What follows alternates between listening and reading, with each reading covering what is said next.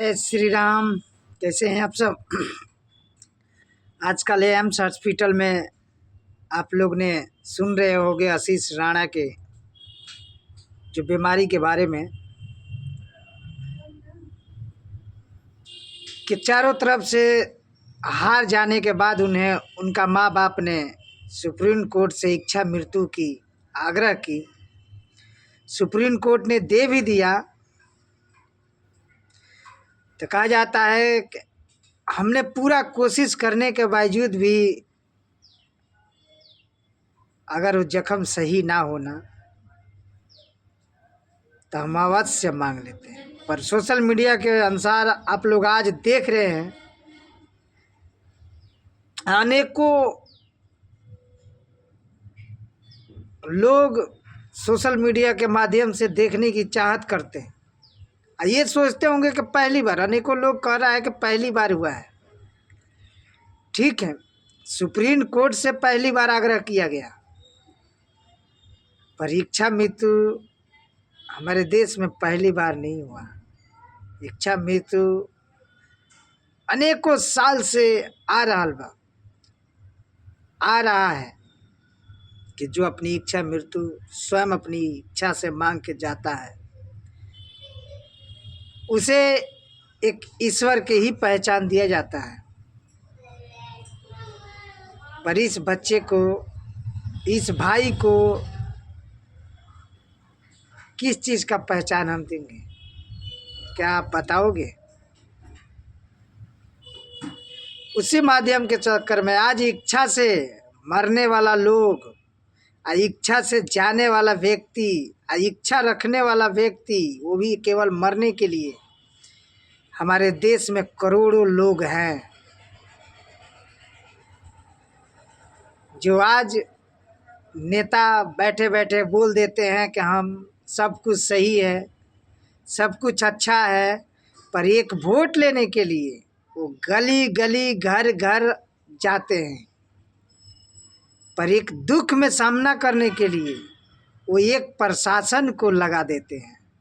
वो प्रशासन कि वो भी हमारा ही मित्र से आता है, हमारा ही जगह से आता है, पर उसे एक छोटा समझकर एक प्रशासन को लगा दिया जाता है। और जो अपने आप को नेता बड़े बनते हैं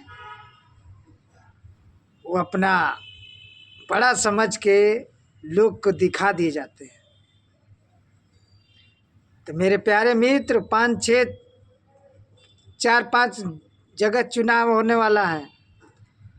चुनाव का वोट का बटन वही दबाएं कि जो आपको जीने के भी, आपकी आने वाला भविष्य के भी, आने वाला पीढ़ी का भी पहचान हो।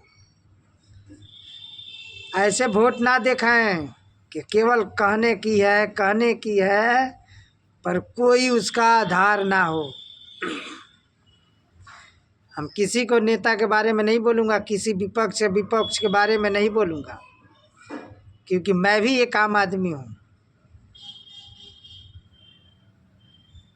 क्योंकि आज जो तकलीफ़ हो रही है, आने वाला जगह पर, आने वाला समय में हमें तकलीफ़ जो देखना पड़ेगा तो वो एक मिडिल क्लास, एक गरीब व्यक्ति ही देखेगा। इसके लिए मैं कहूँगा, आपने कभी सुना है कि देश में ज़मीन हमने खरीदा है? क्या देश के पास पैसा नहीं है? पर ये चीज़ आपने कभी नहीं सुना होगा। पर ये ज़रूर सुना है कि देश में रोजगार नहीं है, देश में कंपनियां, फैक्ट्री, कारखाने नहीं है उतने, देश में शिक्षा नहीं है उतने। अनेकों लोग गिना देते हैं, पर मेरे प्यारे मित्र रियल में नहीं है। इस धरती पे निकल के देखो तो सही में नहीं है। कहने की अनेक है। एक चीज़ है जो कल की हमारी ट्रांसपोर्ट नहीं थी, सड़क नहीं थी, वो हमारी सरकार एक मजबूती की तरह बना रही है। और वो बनाने के मतलब है कि हमें मजबूती मिलेगा, पर जब तक मजबूती मिलेगा तो हम वो चीज़ को उतार नहीं पाएंगे उस मजबूती पे। कि हम कुछ दिखा पाएँ। तो मैं सरकार से आग्रह यही करूँगा, हमारे यशस्वी प्रधानमंत्री से आग्रह यही कहूँगा कि अगर विकसित भारत के नाम लेते हो तो अवश्य आप बताएं विकसित भारत की पहचान क्या है। आप अपने नेता से, जो नेता बोलते हैं अपने आप को दिखाते हैं कि मैं नेता हूँ, जो संसद है, एमएलए है, विधायक है, क्योंकि प्रशासन ये मेरे हैं, पुलिस हमारे हैं। हम पुलिस से मतलब कोई नहीं, वो मेरा मित्र है, वो मेरे अपने हैं। पर जो नेता हैं अपना होकर भी अपना नहीं है, गैर है, एकदम गैर हैं लोग।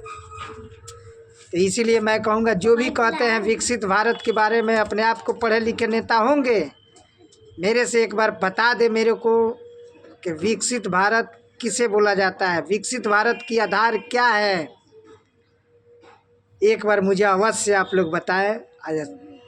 मैं अपने श्रेष्ठ यशस्वी प्रधानमंत्री श्री नरेंद्र मोदी से पूछना चाहता हूँ, केंद्र के जितने भी नेता हैं सभी से पूछना चाहता हूँ, सभी संसद से पूछना चाहता हूँ कि एक विकसित भारत लेते हो, उसका आधार बताएं कि उसका आधार क्या है। मेरे को बताएं, पूरी देश को बताएं, मैं आपको बताऊंगा। पूरा मंच पे बीच में खड़ा होकर हमें रखिए, वहाँ पे बताएंगे, आपसे पूछेंगे कि विकसित भारत की आधार क्या है। पर केवल आप लोग कहने की हो, ना तो आप स्वार्थी हो। जय श्री राम।